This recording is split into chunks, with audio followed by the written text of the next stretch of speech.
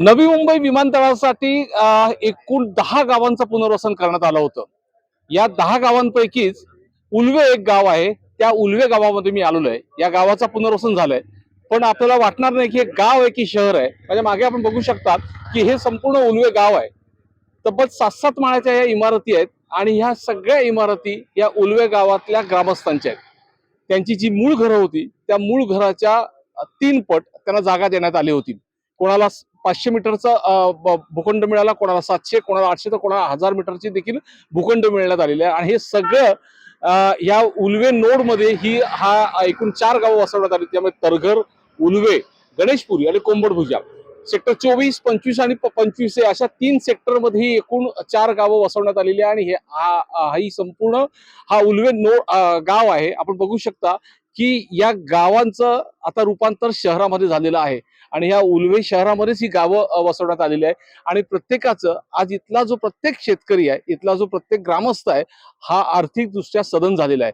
कारण यांना 3 पट जागा मिळालेलीच आहे. त्याचबरोबर घरं बांधण्यासाठी देखील त्यांना सिडकोकडून पैसे मिळाले होते. त्याचबरोबर ह्या जो भूखंड मिळाला तो विकासकांना देऊन त्यामधूनच काही घरं विकासकांना, काही घरं शेतकऱ्यांना, असे व्यवहार करून ह्या प्रत्येकांना आज शेतकऱ्यांच्या प्रत्येकाची इमारत आहे. जो आर्थिकदृष्ट्या सधन होता त्यांनी स्वतःहून देखील इमारती बांधलेल्या आहेत. परंतु पहिला असा प्रकल्प झालेला आहे नवी मुंबई विमानतळाचं की त्याचं 100% पुनर्वसन झालेलं आहे. आणि नुसतं पुनर्वसन झालेलं आहे तर यांचं संपूर्ण गाव जो आहे त्या प्रत्येक शेतकऱ्याची आज स्वतःची एक इमारत झालेली आहे. आपल्यासोबत हे सगळे शेतकरी आहेत. आता आर्थिकदृष्ट्या हे सगळे सधन झालेले शेतकरी आहेत. आपण त्यांच्याशी बोलणार. आपले याच उल्व्या गावातले शिक्षक आहेत, त्यांच्याशी आपण बोलूया. सर, काय म्हणाल? सिडकोनी तुम्हाला उठवलं, उल्वे नोड मध्ये आणलं. तुम्हाला प्रत्येकाची एक एक इमारत झालेली आहे. तुमची देखील बाजूलाच इमारत उभी होते. काय म्हणणार? पण गाव पण राहिलं का? पहिली गोष्ट म्हणजे आमचे सुवर्ण दिन हे मोदी सरकारने आणले. कारण आम्हाला आमच्या खेडेगावामध्ये लाईट नव्हती, नंतर पाणी नव्हतं, शिक्षणाची काही सोय नव्हती. ह्या गोष्टी आता या आम्हाला मिळाल्यानंतर आमचे लोक सगळे आनंदात राहिले. कारण बघा, तीन तीन पटीने जागा मिळाली. 3 पटीने जागा दिल्यानंतर विकासकाला हे आम्ही काही बांधायला दिले आणि विकासकाने या आताच्या बिल्डिंग झाल्या आहेत. तेव्हा ज्या वेळेला उदाहरण देतो मी एक, की आमच्याकडे म्हणजे पोट भरायची मारामार असे काही लोक आहेत. फक्त राहण्याचं मात्र त्यांचं संकुल होतं, घर होतं. तर त्या माणसाला आज बिल्डिंग बघायला मिळाली, आज इमारत बघायला मिळाली. आणि त्या इमारतीचा जो लोकेशन आहे तो आता अतिशय सुंदर अशा प्रकारे आहे. तेव्हा मी पहिल्या प्रथम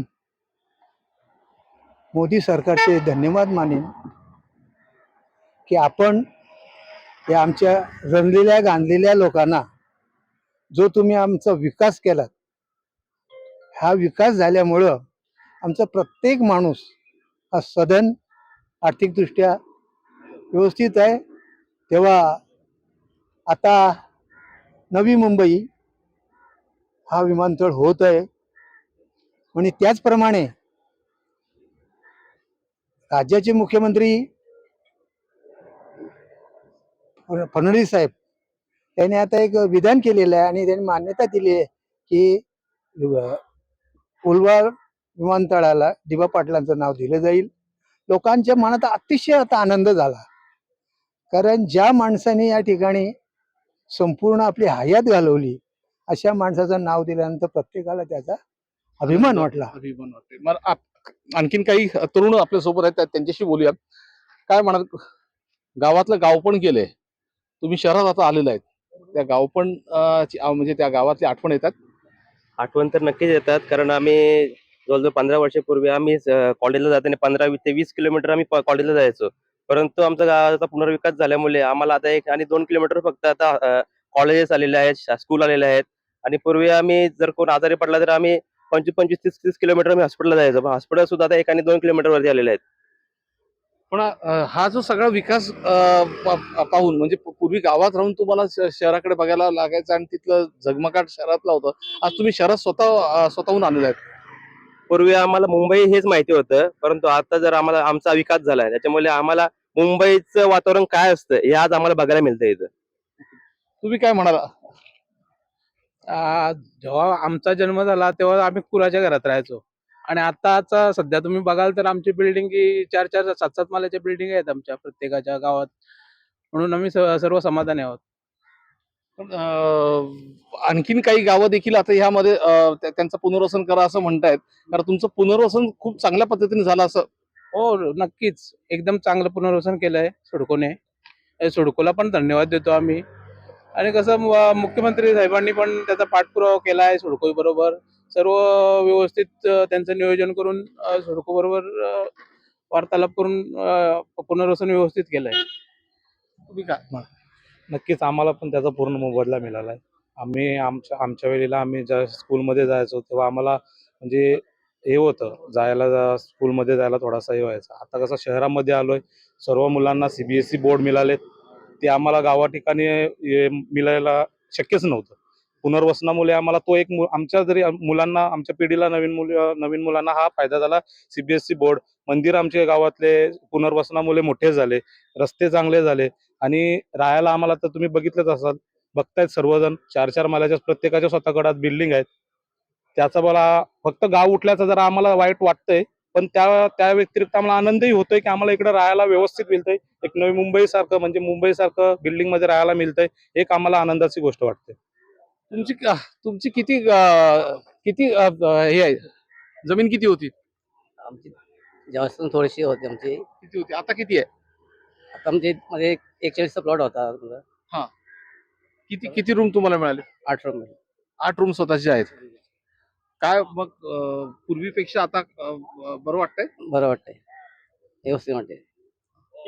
मुलाबाळांचं? आता मुलाचा बहुतेक चांगला होईल, पण याच्यापुढे चांगला होईल बहुतेक. आमच्यापेक्षा त्यांचा चांगला होईल.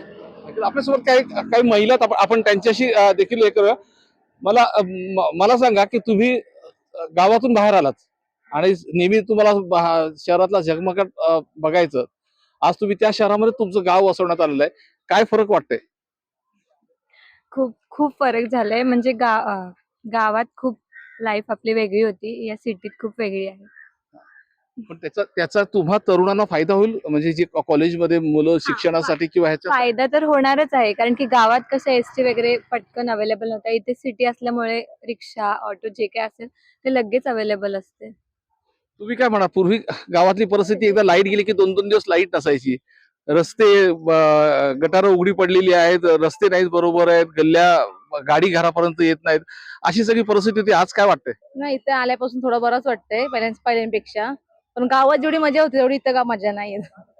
त्यापेक्षा थोडा तरी सुधारणा म्हणजे आहे इथं गावापेक्षा. फक्त नातेवाईक लांब गेले, दुरावले लांब गेले, गाव शेजारी सगळे लांब गेले आणि दुसरी लोक जवळ आली, एवढाच फरक आहे, बाकी नाही. पण तुम्हाला वाटतं की मुलांची आता विकास मुलांच्या विकासासाठी तर चांगलाच आहे, शिक्षणासाठी सगळ्या सोयी वगैरे चांगल्या आहेत जशी, बाकी नाही. नक्कीच आपण पाहिलं की प्रत्येकाला एक मनात खंत आहे की ती म्हणजे गावातलं गाव पण गेलं, गावाची आठवण त्यांना ती सतावते. परंतु दुसऱ्या बाजूला आज हा सगळं शेतकरी, जे 10 गावातले प्रत्येक शेतकरी आज सदन आहे, आर्थिकदृष्ट्या सदन आहे. कारण प्रत्येकाच्या नावावरती आता स्वतःची 1-1, 2-2 इमारती आहेत आणि त्या इमारतीमध्ये कोणाचे 35 घरं आहेत, कोणाचे 40 फ्लॅट आहेत. असे 700-700 मीटरचे भूखंड यायला मिळालेत. त्यामुळे हा प्रत्येक शेतकरी आज सदन झालेला आहे. त्यामुळे आणखीन जी गावं आहेत तीही देखील म्हणतायत की आता आम्हालाही आमचंही पुनर्वसन करा, जेणेकरून आमचा देखील विकास होईल. विनय म्हात्रे, न्यूज 18 लोकमत, उलवे.